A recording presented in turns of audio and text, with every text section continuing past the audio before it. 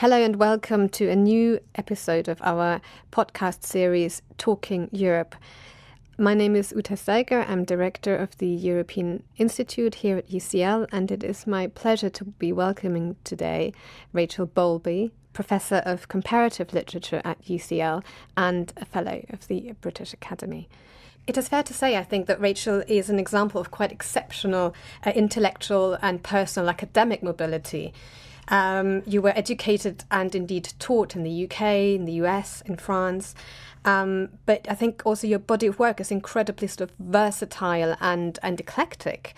You have written on changing forms of parenthood, the history of shopping, on Freud and Greek tragedy, on realist novels, Virginia Woolf, and feminist criticism. And you've also translated a number of very high-profile contemporary French philosophers, including Jacques Derrida and Jean-François Lyotard. It's a real privilege to have you with us today, Rachel. Thank you, Uta. It's lovely to be here. Rachel, your work straddles the border between literature and theory, between literary, critical and creative writing, a separation, as you explicitly say in one of your texts, that you very much want to resist. And that's really beautifully apparent in the book that we're here to discuss today, Walking, Essays in Cultural Criticism, which came out with Sussex Academic Press earlier in 2018. So this book is a collection of essays, conference papers, short notes, reviews, article, lectures, and an extended interview. And Walter Benjamin once said of the collector in his Arcades project, which is suitably, I think, about the early glass-roofed temples of Parisian consumerism. He wrote, and I quote, "Perhaps the most deeply hidden motive of the person who collects can be described in this way. He takes up the struggle against dispersion. The collector brings together what belongs together." Say, Rachel, what was your hidden motive in bringing together these texts, and how do they belong together? Well, when you said collection, I sort of thought about clutter and storage, and I've just been having a kind of every few years throwing out or decluttering of books, or that's what it's supposed to be. But I do actually have a collection of old books, which I've picked up over many years, of the history of consumer culture and marketing and advertising and that sort of thing, which I think of as very sort of unloved debris that nonetheless is forming some kind of coherent archive, which somebody one day may possibly actually want to store away. Actually, in relation to this collection, it seems to me like I never thought about it in those terms of sort of putting it together as on shelves or housing it in a way. It seems more a question of making a new book out of things which are from all sorts of different sources and might go in all sorts of different directions and not stay in one place, which is my image of the collection of the other sort that you began with. Fair point. So you're bringing together all these texts from different sources, and you sort of arrange them in different sections in this book, and they reflect very much the kind of books that you have been writing and reading over the years. But maybe what we could look at specifically is one of the topics that you pick up as the focus of the second sort of part or section of your book, namely family mutations, changing parental stories, yes. Which has been the subject of two of your books, certainly. In these texts, you sort of tease out different histories and prehistories also of thinking and talking about feminism, about gender and about sexuality, and of course, relatedly, about parents, about childhood and forms of family, really. And maybe to start us off, you can tell us a little more about the two sets of changes that you identify there, that changes for the conditions of thinking about these terms to begin with, both social and biological. So how are we to understand those sort of changes? Well, the interest in parenthood and changing forms of parenthood came through reflecting on the fact that until very recently, it's been as if parenthood really wasn't a story that was much of a story, as it were. It was, in literary terms, parenthood is usually kind of added on to the romance story. So they fell in love, they got married and they lived happily ever after, and the babies are sort of taken for granted. And in the last few decades or the last century, parenthood has sort of, for the first time in human history, become a matter of choice. So first of all, there was contraception, which meant it was possible initially for married couples only to choose not to have children or not yet to have children, to be able to space their families and limit their families so that the having of children for married couples wasn't automatic, wasn't taken for granted, didn't necessarily happen or wasn't necessarily to be what you did. And then the second change towards the end of the century, by the time there's no particular correspondence of sex to marriage. The second change is the whole proliferation of reproductive technologies as a possibility. So we go from a situation where you can choose not to have children to, for those who actively want to have children but can't, quotes, naturally have children, they seek ways to be able to have children. And IVF, the first IVF baby, Louise Brown, was born exactly 40 years ago this month. So it's a kind of that was a dramatic moment in the history of reproduction, if you like, when there became a different way to make a baby from what's now called the default traditional method. And all sorts of other family forms have followed from there as possibilities. You don't necessarily have to make babies involving a man and a woman as the future parents, for example. In fact, that's an interesting one. You quote several times in the book this idea of Freud's nuclear trio, right? So mother, father, child, yes, as the sort of emblematic idea of thinking about family. Yes. But you also identify that that's actually been quite a limited period in time, which both came after Freud's time. So he, in fact, sort of foresaw that. But it's also something that has been superseded in some respects. Yes. Can you tell us a little bit more about that? Yes, has been, as it were, short-lived. Yes. I mean, the default idea and ideal sometimes still of the family is that trio, as you say, of mother, father and child, or perhaps 2 kids or the proverbial 2.4 kids. But the small family with nobody else living in the home and the parents who stay together and perhaps live a long time and have no other partners. And when Freud was writing, families were still pretty big. I mean, he had quite a lot of children. I can't remember exactly how many, 5 or 6, I think. And that was a norm because contraception wasn't yet the norm for middle class, or let alone for working class families. But shortly after his time of writing, it did become that. And so the families that you find in the middle of the 20th century in Western countries are those small nuclear families, and usually the parents staying together, not yet separating, as has become extremely common, as we know, in the last few decades. I mean, actually, prior to the 20th century, having step-parents and having step-siblings and half-siblings was also extremely common, just as it is now, but for a different reason. Then it was common because one or the other parent might die, yes, and the surviving parent would then remarry, and there would be children from different marital relationships. Now we have all of those multiple kinds of half and semi and step relationships all over the place, but for quite different social historical reasons. So I became interested in the way that idea of the nuclear family was actually something that historically referred to an extremely precise and limited moment in the middle decades of the 20th century, whereas now we have this proliferation of new family forms through both through the breakdown of couple relationships of different forms, but also through the possibilities of different kinds of familial and couple relationships through gay parenthood, amongst other things. That's really interesting. Let's pursue that thought just a little bit further by going through to one of the source texts for Freud, and obviously a key figure in probably the entirety of Western intellectual history, which is Oedipus. Yes. Now, Freud had a very particular reading of Oedipus, which is what everybody thinks of, probably, when they hear Oedipus to begin with. But what you offer in a really fascinating critical journey in your books and your texts is a rereading of the original Sophocles, Oedipus the King, the drama text, the theatre text, and you read it as surprisingly contemporary.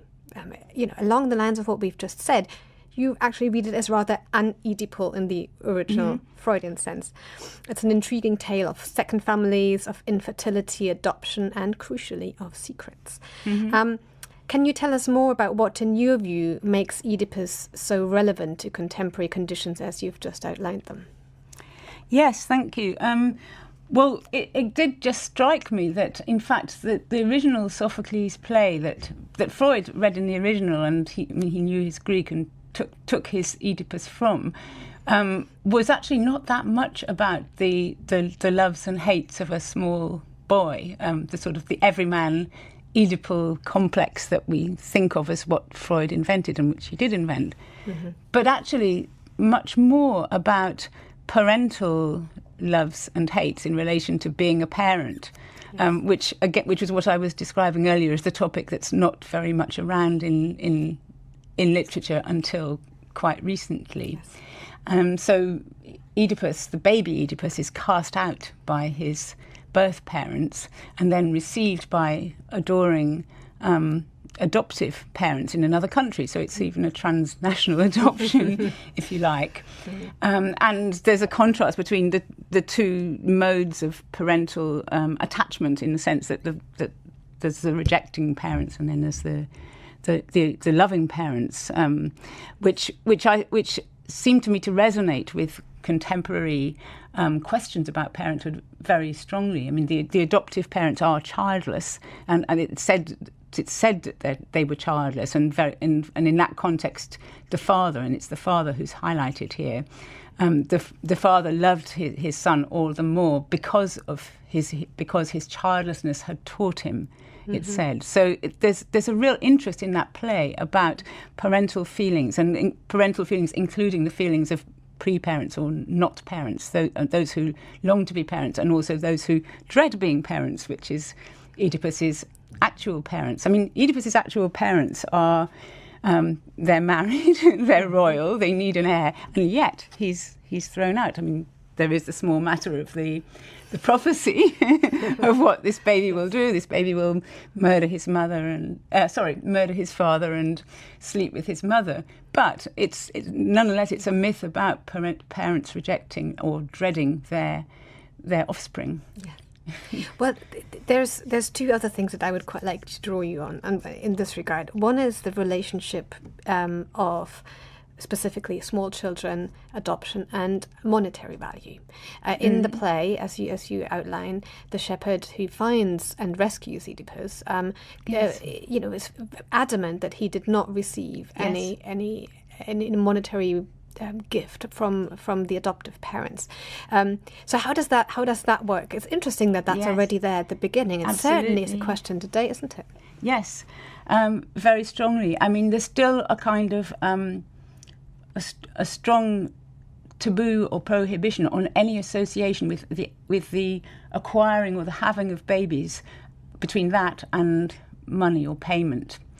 And yet, throughout human history, there has been, in different ways, paying for babies or paying for the care of babies. And the shepherd is a wonderful example because he's not of the same social class as both the original parents or the subsequent parents, who the adoptive parents are also royal.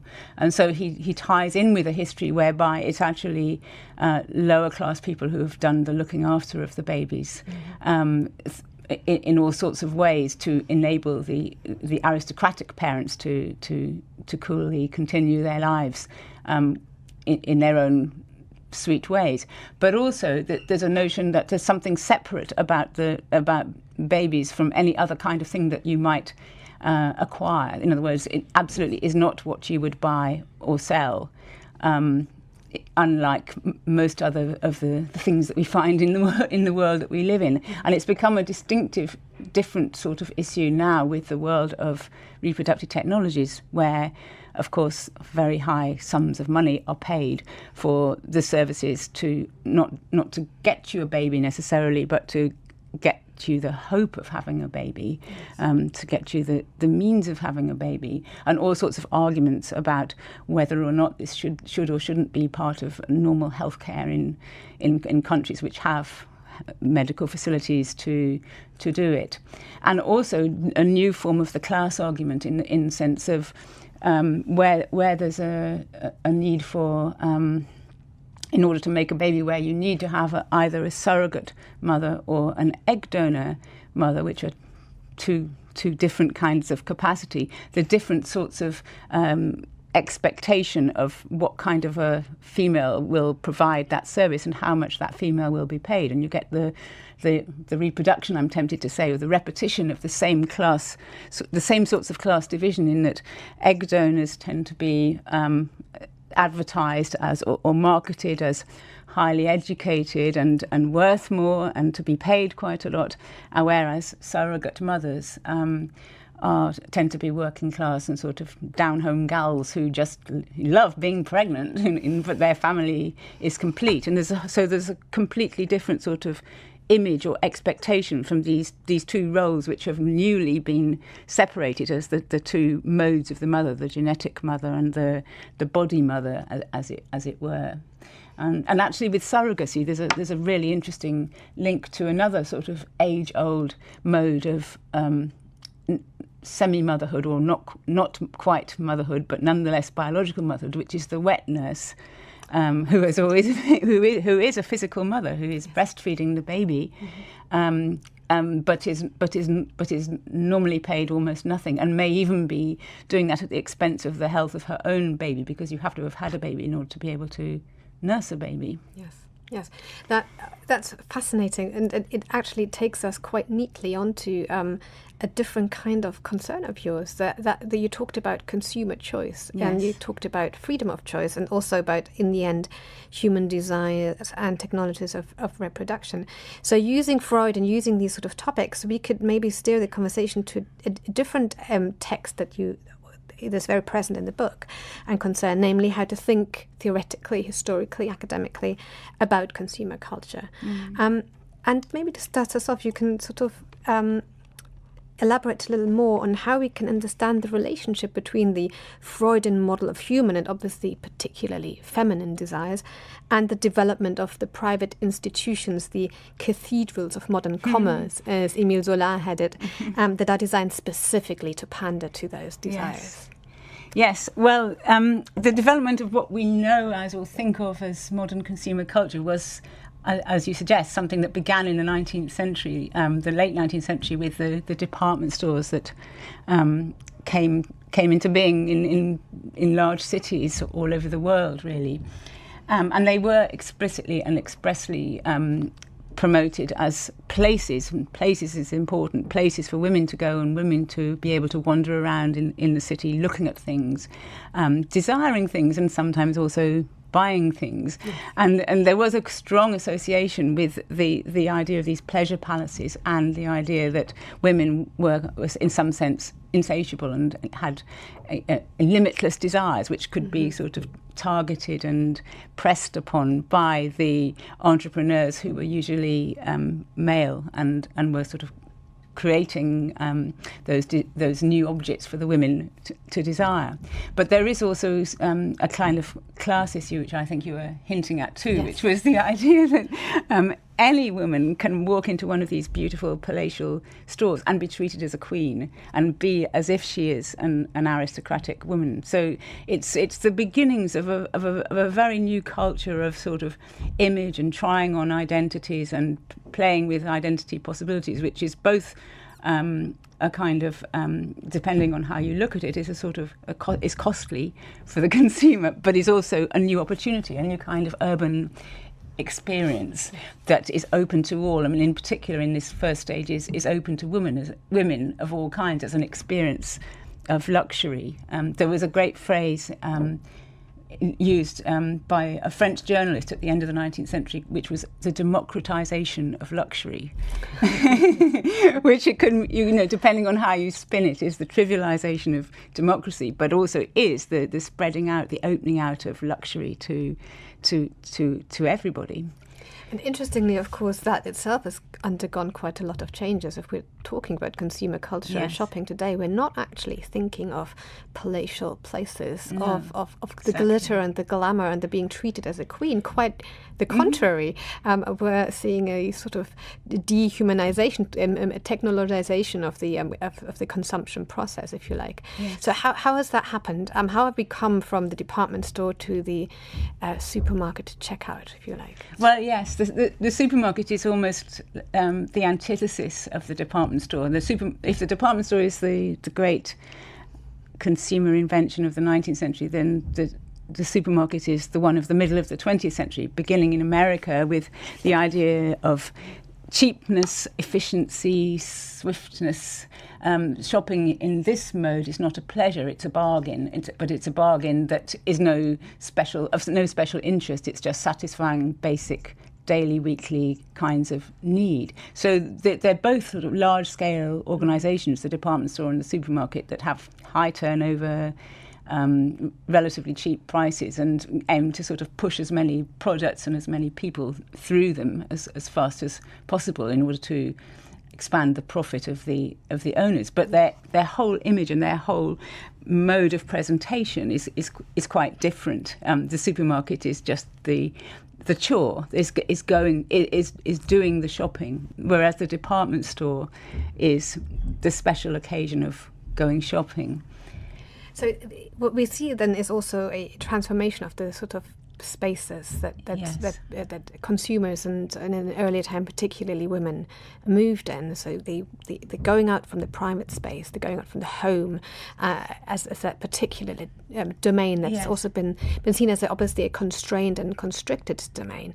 And so interestingly today consumer culture also has quite a lot of negative connotations, but for some of the earlier, say, feminist critics, that move outside the home wasn't just in itself a negative move. Can you talk a little bit more about that? Not at all. I mean, it was an opportunity, and it was one of the means, one of the ways in which women were seen to be sort of entering into a public life more than the confined domestic life, which was what the bourgeois lady at least had been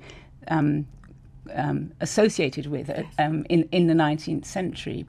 And certainly in the middle 20th century, though, consumer culture comes to be seen in the mode of exploitation and dumbing down as well. And in that context, it is very strongly associated with a negative notion of femininity. The stupid housewife, and in that period being the image of the woman pushing her trolley around the supermarket and being completely unreflective in the kinds of non-choice choice that she makes as she chucks the stuff into her bag. So that's the flip side of the feminist mode of more places to go, more things to be and to see, and so on.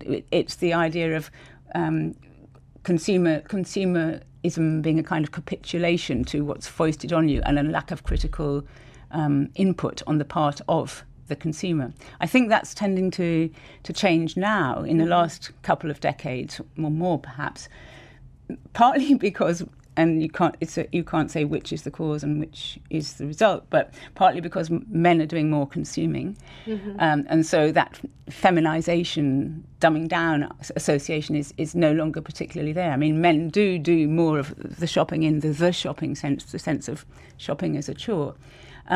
Also, perhaps the kinds of activity which we think of as part of consumer culture are much more kind of gender neutral or done by both men and women. And you mentioned technology, and I thought you were going to go in the direction of laptops and smartphones and internet shopping, for example. But that's a whole nother new kind of shopping revolution, which it does seem to me to be much less gendered than the department store, certainly, and probably the supermarket, insofar as food shopping also was mostly done by women.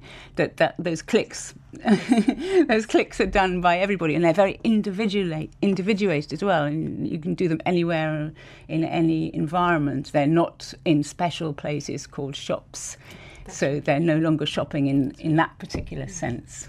They're everywhere. They're everywhere, and they're yes. immediate. They're immediate, and they also have the aura, if that's the word, of the person doing the clicking being in some sense in control, which is not the same kind of image of the dumb shopper. It's very interesting, certainly, that our conversation can move so fluidly from from Oedipus to the shopping mall, from the oracle to the checkout girl, and from the shepherd to the barcode, if you like. But one of the sort of threads that goes through... the barcode girl is being displaced now by the new mode of self-service. I mean, self-service was the great innovation of the supermarket, that the customer was picking up the stuff themselves, and then they just went to the checkout, and the checkout was the only remaining sales role. Or not that the checkout person had to do more than, as you say, pass the barcode. But now the customer is doing even that checking out for themselves. So it's the self-service of self-service. We're just being serviced by those who help us fix the machines that then don't work. Yes, exactly. But interestingly, sort of the threat and the sort of the critical undercurrent again for your work in all of this remains very highly indebted to psychoanalysis and to French contemporary philosophy, and that's. Is able to address both the mythical and the everyday in a very interesting way. So maybe I want to hear you talk a little bit more about sort of the role of theory in general when we're talking about writing, literature, texts and artifacts. Somewhere you talk about how learning to read in an active sense was a way of learning to think about cultural forms and about how to respond to them. In fact, I think that your move between American, British and French universities was also triggered precisely by this fascination with a different kind of thinking and responding to texts. Yeah. So where are we now today with theory? How incisive and radical an intellectual move is it still? Or to what extent has it, to use one of your favourite terms, been domesticated? But it is one of my favourite terms, but only my favourite term to sort of reject it as the term we shouldn't use, because I think there's so much to be uncovered in that so many implications to that word domesticated, but it just gets thrown out as, well, of course domestication is bad, and when a theory gets domesticated, that's the end of it. It's just like everything else. To answer your question, I think it's very hard to give a narrative of what's happened to the thing called theory. I mean, when I grew up, I was going to say what I meant was when I was a student and so on, theory was the kind of the desirable word, if you like. It was what we didn't have in this country, in the UK, and what you saw happening somewhere else, and the somewhere else was over there in Paris, but was also over there in New Haven at Yale, and it seemed to be it fell in with what was, in any case, at least for my generation, a sort of repudiation of Englishness. You didn't want to do literary thinking the way that it was thought of as Eng-lit thinking at that time, and it seemed to be a very unthinking sort of thinking where you weren't really taught very much at all. So it was very easy to sort of idolise and idealise this thing called theory that was what they did there. Yeah. And I think that, it didn't disappoint either. I mean, it really was, I think, objectively, whatever that would mean, much more interesting and innovative and stimulating than anything much that was going on, at least where I was a student at the time. There were other places in this country which were not where I was a student, which were much more interesting at the time. But I think that what the theory that I encountered, which was deconstruction for the most part, did show or did teach me was a different way of doing what was called in the context of English in this country close reading, if you like. So it was about looking again and looking again and again and again at a piece of writing, which might be any piece of writing. It didn't have to be some kind of significant, already established as significant piece of writing, although it could well be. But you could look again at just ordinary pieces of writing, everyday pieces of writing, and think about where they were coming from, or how the language worked, or different kinds of frames that they could or couldn't be associated with. And I don't think that necessarily is a mode of analysis that can only be taught by something called theory, or the particular way I came at it. But I think it's a kind of a good lesson to learn about sort of slowing down and using pieces of writing to think with and to sort of see from different perspectives at the same time. Yes, and I think when I did English literature in this country, theory was ever present at the time, and particularly the French thinkers. And now I suppose what I found interesting reading through your text was that was just to the extent to which there's been a little bit of a sort of coming round in a circle where theory, and particularly French post-structuralist thought, has also become to some extent normalized in order to avoid the word domestication. Yes. No, but I would use it, and I would use it in a negative sense. Yeah. Well, yes, it's become the common sense that it used to be used to reject, and that's a kind of problem in itself, which is what I think you're suggesting. So that when you have a kind of introduction to theory course on a first year English literature course nowadays, it'll normally be structured in the form of a week of structuralism, a week of post-structuralism, a week of post-colonial, a week of feminism maybe, and all these things will come as if they're kind of separate commodities. And in fact, this awful phrase, a whole supermarket of theories, will be used, which again I want to then make a speech about. That's not right about the supermarket either, because it implies certain simplifications there. But it's true that these things come packaged up in little separate entities, which then excludes the likely relation between them, and they become such sort of samplers that it's almost as if you're meant to just pick one, and that's going to be my thing that I do, to the exclusion of all the other things, which isn't really the way to come at it. So I suppose it's just an inevitable kind of cycle that forms of thinking go through, that they do become, when they become established, they then become the thing to move on from in a certain way. Thank you. Well, it's highly enjoyable, and itself in some respects a sort of creative and critical practice to be talking to you today, Rachel, because after all, the book we were discussing, as you said, started with an interview. Your work circles again and again around Freud, the talking cure, if you like. Oh, yes. You have also reflected on how speaking in another language and speaking with an accent different inside one at home or outside it has sort of accelerated your thinking about transfer, about translation, of being at home in language. So maybe as a final bit of our talk, of our conversation, a final note on a question on translation, which is obviously the translation in particular of Jacques Derrida, who considered language and ideas to be quite inseparable, and whose language isn't exactly known for being very easily comprehensible and translatable. So how did you approach translating Derrida? I'm not sure if I had an approach to it. I just sort of found myself doing it and find myself quite enjoying it as well.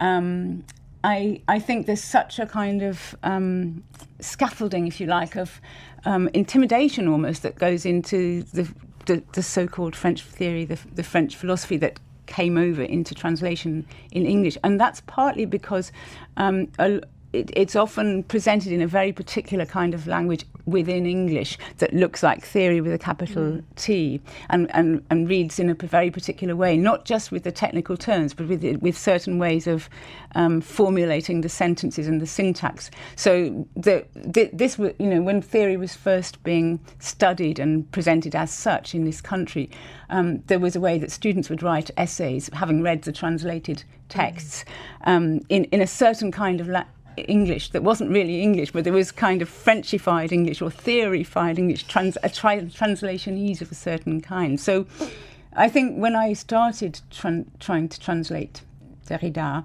I very much wanted to try to put it in the much more ordinary language that I felt he was writing in, that wasn't what came across in the English translations, and it's not necessarily easy to do, and it doesn't always work. And there are many things that you can't just carry across at all. So I'm not trying to pretend that it wasn't a difficulty, but actually that there was a pleasure in trying to kind of see what could be done about making these sorts of notoriously difficult texts appear in a way that was more like how I felt they were in their own language.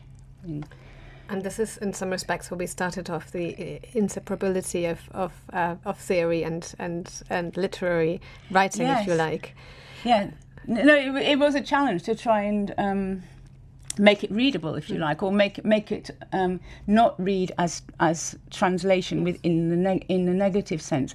But that said, it is absolutely maddening when you have translated something that you know what's going to happen is that you'll open one of the books and you'll immediately a sentence will jump out at you when it's obvious how you should have put it, but that when you were doing it, it didn't strike you because you were more inside the French, and the obvious English thing didn't come towards you, and that sometimes it does come towards you, and that's very satisfying as well. But the negative thing is very frustrating too. Well, let's finish on both the slightly frustrating and the very positive. It's been an absolute pleasure to talk to you today, Rachel, and thank you so much for coming and joining us here today. Thank you so much, Uta.